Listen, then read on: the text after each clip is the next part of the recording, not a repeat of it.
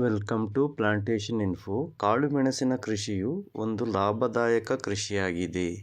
ಇದನ್ನು ಸರಿಯಾದ ರೀತಿಯಲ್ಲಿ ನಿರ್ವಹಿಸಿದರೆ ನಿಮಗೆ ಉತ್ತಮ ಇಳುವರಿಯ ಜೊತೆಗೆ ಹೆಚ್ಚಿನ ಲಾಭವನ್ನು ಕೂಡ ಪಡೆಯಬಹುದು. ಕಾಳುಮೆಣಸಿಗೆ ನಾವು ರಾಸಾಯನಿಕ ಗೊಬ್ಬರಗಳನ್ನು ಬಳಸುವುದರಿಂದ ಮಣ್ಣಿನ ಆಮ್ಲೀಯತೆ ಹೆಚ್ಚಾಗುತ್ತದೆ.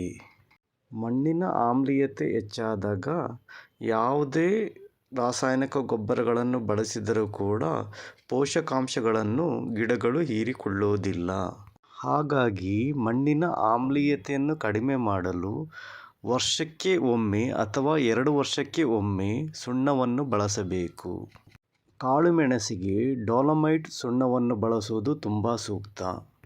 ಒಂದು ಬಳ್ಳಿಗೆ 1 kgಯಂತೆ ಏಪ್ರಿಲ್ ತಿಂಗಳಲ್ಲಿ ಮೆಣಸಿನ ಬಳ್ಳಿಯ ಬುಡಕ್ಕೆ ಸುತ್ತಲೂ ಹರಡಬೇಕು.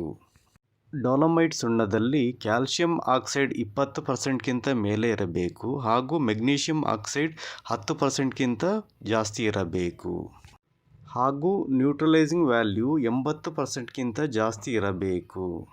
ಡೊಲೊಮೈಟಲ್ಲಿ ಮೆಗ್ನೀಷಿಯಂ ಆಕ್ಸೈಡ್ ಜಾಸ್ತಿ ಇರುವುದರಿಂದ ಮೆಣಸಿನ ಬಳ್ಳಿಗೆ ಕೂಡ ಉಪಯುಕ್ತವಾಗುತ್ತದೆ. ಈ ವಿಡಿಯೋ ಇಷ್ಟ ಆದರೆ ಪ್ಲೀಸ್ ಲೈಕ್ ಮಾಡಿ. ಹಾಗೆ ಅಗ್ರಿಕಲ್ಚರಲ್ ಇನ್ಫಾರ್ಮೇಷನ್ಗೆ ನಮ್ಮ ಚಾನಲ್ ಸಬ್ಸ್ಕ್ರೈಬ್ ಮಾಡಿ. ಹಾಗೆ ನಮಗೆ ಸಪೋರ್ಟ್ ಮಾಡೋದಕ್ಕೆ ಜಾಯಿನ್ ಕೂಡ ಆಗಬಹುದು.